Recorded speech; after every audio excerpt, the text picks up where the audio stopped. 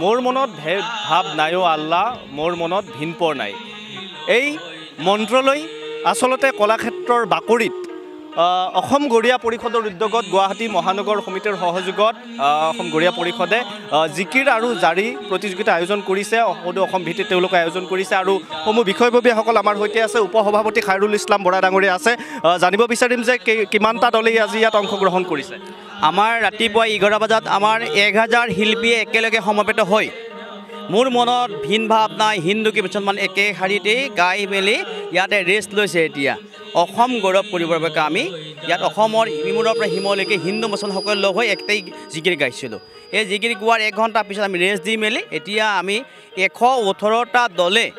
জিকিৰ আৰু জাৰি দুটা খোলেপেকে আমি আৰম্ভ কৰিছোঁ। ৰাতি কেইবজাত শেষ হ'ব আমি এতিয়ালৈ ক'ব নোৱাৰিম। ভগৱানৰ আশীৰ্বাদ, আল্লাহৰ হুকুমত এতিয়া অসমৰ বিভিন্ন ঠাইৰ পৰা আমাৰ ইয়াত শ্ৰোতাও আহিছে, আমাৰ দৰ্শনাৰ্থী কৰিবৰ কাৰণে কিছু মানুহ আহিছে আৰু আমাৰ ইয়াত জইন কৰিছে কিছুমান ছাত্ৰ ছাত্ৰীয়ে আৰু মহিলাসকলেও জইন কৰিছে, পুৰুষসকলেও জইন কৰিছে। আমাৰ লখিমপুৰ জিলাৰ আছে, শোণিতপুৰ জিলা আছে, দৰং জিলা আছে, নলবাৰী, বৰপেটা, বঙাইগাঁও, এইবিলাক নগাঁও আৰু আমাৰ গোলাঘাটৰ পৰা আহিছে, শিৱসাগৰৰ পৰা আহিছে, নাজিৰাৰ পৰা এটা ভাল টিম এটা আহিছে। আচলতে অসম চৰকাৰে সুন্দৰ পদক্ষেপ কিছুমান লোৱাৰ বাবে আমি আচলতে উৎসাহিত হৈ জিকিৰটো বিশ্ব দৰবাৰত নিয়াৰ বাবে চেষ্টা কৰিছোঁ। এয়া আমি সকলো ৰাইজে মিলিজুলি এই সমাবেত সংগীত এটাৰ নিচিনাকৈ আমি শংকৰদেৱ কলাক্ষেত্ৰৰ মাতৃভূমিত আমি ইয়াত সমবেত হৈছোঁ। সকলোৱে হৈ মেলি আমি ৰাইজক দেখুৱাইছোঁ যে জিকিৰ আৰু জাৰিটো অসম চৰকাৰে ইচ্ছা কৰিলে বিশ্ব দৰবাৰত নিবলৈ পাৰিব আৰু আমিও সকলোৰ লগতে সহযোগ কৰিবৰ কাৰণে আমি ৰেডি হৈছোঁ বুলি প্ৰতিজ্ঞাবদ্ধ হৈছোঁ। আমি এইবাৰ দ্বিতীয় কাৰ্যসূচী ডিব্ৰুগড় জিলা নহ'লে আমাৰ শিৱসাগৰ জিলা নাজিৰাত, শিৱসাগৰ নাজিৰাত আমি আয়োজন কৰিবৰ কাৰণে আমি শিৱসাগৰ নাজিৰাৰ পৰা প্ৰতিনিধি আহিছে, তেওঁলোকে আমাক বাৰে বাৰে জনাই আছে এতিয়া আমি এই প্ৰগ্ৰেমটো শিৱসাগৰ নাজিৰাত কৰিব লাগে। নিশ্চিতভাৱে ক'ব লাগিব যে অতি সুন্দৰকৈ তেওঁলোকে আয়োজন কৰিছে আৰু জিকিৰ আৰু জাৰি আৰু এনেকৈ জিকিৰ আৰু জাৰি ইয়াত প্ৰতিযোগিতা আমি দৰ্শকক দেখুৱাই লৈছোঁ। ইয়াৰ সমগ্ৰ পৰিৱেশ আমি দৃশ্যাংশ দেখুৱাইছোঁ আৰু বিভিন্ন ঠাইৰ পৰা বহু লোক আহি ইয়াত সমাবেত হৈছে আৰু বিশেষকৈ ক'ব লাগিব যে যি এক সম্প্ৰীতিৰ ভাৱধাৰ, যি এক সম্প্ৰীতিৰ নিদৰ্শন ইয়াতে দাঙি ধৰা পৰিলক্ষিত হৈছে আৰু জিকিৰ আৰু জাৰি সঁচাকৈ এক ভাল লগা মুহূৰ্ত বুলি ক'ব লাগিব। আৰু মোৰ মনত ভেদ ভাৱ নাই অ' আল্লাহ, এই মূল মন্ত্ৰলৈ আচলতে তেওঁলোকে আয়োজন কৰিছে আৰু বিভিন্ন ধৰণে তেওঁলোকে অতি উলহ মালহেৰে বুলি ক'ব লাগিব, অতি উলহ মালহেৰে আয়োজন কৰিছে আৰু বিশেষকৈ কমিটিৰ আন বিষয়ববীয়াসকলো মোৰ সৈতে উপস্থিত আছে। ইমৰাজ আলীৰ পৰা আমি জানিব বিচাৰিম কি ধৰণে আয়োজন কৰা হৈছিলে, পৰিকল্পনা কেনেকুৱা আছিল? পৰিকল্পনা আমি যিদৰে ভাবিছিলোঁ তাতকৈ বহুত বেছি ভাল হৈছে আৰু ভবা নাছিলোঁ এনেকৈ হ'ব বুলি। আৰু আগন্তুক দিনত আমি আৰু এনেকৈ প্ৰতিযোগিতা পাতি যাম বুলি আশা থাকিল আৰু আমি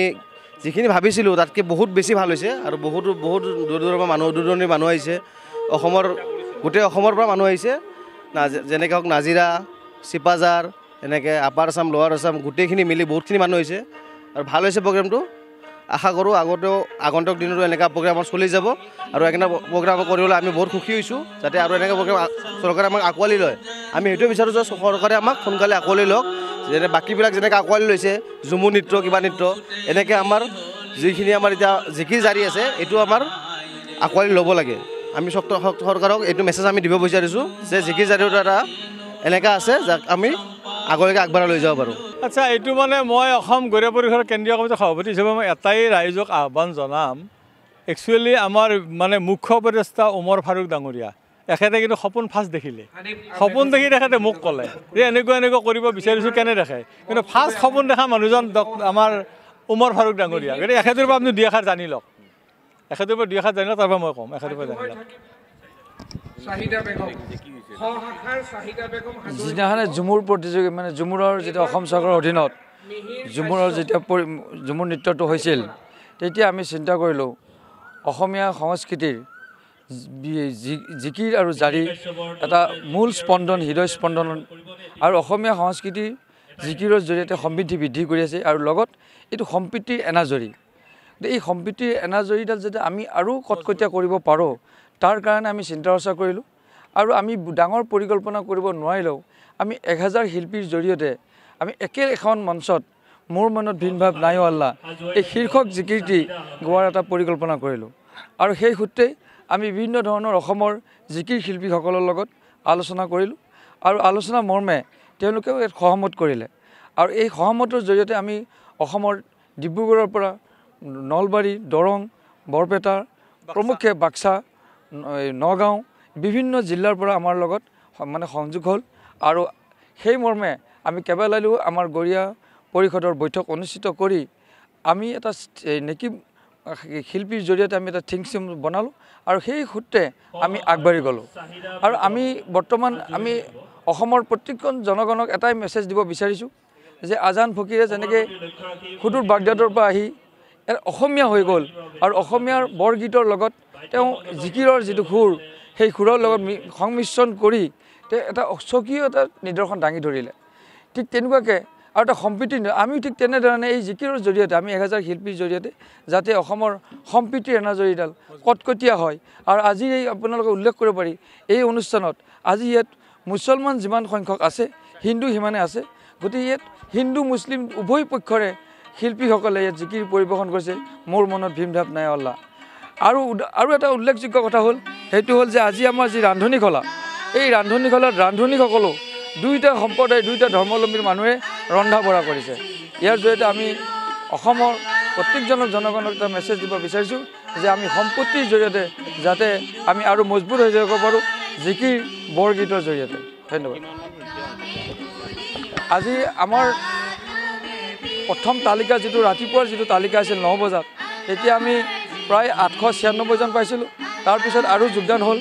গতিকে আমাৰ 1000 যিটো ধৰিছিলোঁ 1000তকৈ অধিক হৈছে ইয়াত শিৱসাগৰ ডিব্ৰুগড় যোৰহাট দৰং শোণিতপুৰ নগাঁও বৰপেটা কামৰূপ গ্ৰাম্য কামৰূপ মহানগৰ বক্সা এনেকৈ কেইবাখনো জিলাৰ পৰা আহিছে অসমৰ খিলঞ্জীয়া জাতি জনগোষ্ঠীৰ অস্তিত্ব ৰক্ষাৰ দাবীত 2000 চনৰ 31 ডিচেম্বৰত এই অসম গৰিয়া পৰিষদটোৰ জন্ম হৈছিল আৰু মই এই জন্মকালৰ পৰাই এই পৰিষদত জড়িত এজন সদস্য হিচাপে মই আজি এই অনুষ্ঠানটো পৰিৱেশন হৈ যোৱাৰ ফলত গতিকে আনন্দিত হৈছোঁ আৰু ভাবিছোঁ যে অসম গৰিয়া পৰিষদৰ হৈ আমি অসমৰ মহাপুৰুষ শ্ৰীমন্ত শংকৰদেৱ শ্ৰী শ্ৰী মাধৱদেৱ আৰু হজৰত আজান পীৰ চাহাবৰ প্ৰতি আমি ইয়াক শ্ৰদ্ধাঞ্জলি জ্ঞাপন কৰিব পাৰিছোঁ বুলি আমি আশা কৰিছোঁ আৰু অসমীয়া জাতীয় জীৱনৰ প্ৰতি ই এটা অনন্য অৱদান বুলি আমি ভাবিছোঁ দীৰ্ঘদিন এই বিষয়টোত সংগ্ৰাম কৰাৰ ফলত অধ্যয়ন কৰি আজি এক মানে সফল সামৰণিত উপনীত হৈছোঁ বুলি অনুভৱ কৰিছোঁ অতিকৈ মই আনন্দিত আৰু অসমীয়া ভাষা কলা সংস্কৃতিৰ প্ৰতি আমি এক সংযোজন ঘটাইছোঁ আৰু সাম্প্ৰদায়িক সম্প্ৰীতি শান্তি অসমবাসীৰ মাজত সাম্প্ৰদায়িক সম্প্ৰীতি ভাতৃত্ববোধ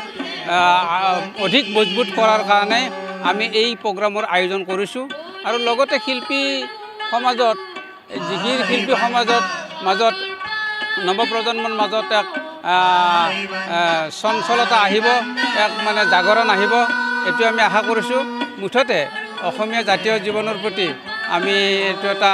কিবা এটা অৱদান যাচিব পাৰিলোঁ বুলি আৰু নিজকে অসমীয়া মানুহ বুলি অসমীয়া বুলি পৰিচয় দিব পাৰিছোঁ বুলি মোৰ অনুভৱ হৈছে আৰু মই আজিৰ এই অনুষ্ঠানটোত অংশগ্ৰহণ কৰা সকলো স্বনামধন্য শিল্পীসকলক অসম গৰিয়া পৰিষদৰ ফালৰ পৰা অভিনন্দন ধন্যবাদ জনাইছোঁ আৰু শুভাকাংক্ষীসকলক যিসকল ৰাইজে এই অনুষ্ঠানটো পৰিৱেশনত মানে সফল কৰাত সহায় কৰিলে সহযোগ কৰিলে তেওঁলোকৰ প্ৰতি তেওঁলোকৰ ওচৰত কৃতজ্ঞতা জ্ঞাপন কৰিছোঁ অসম গৰিয়া পৰিষদৰ হৈ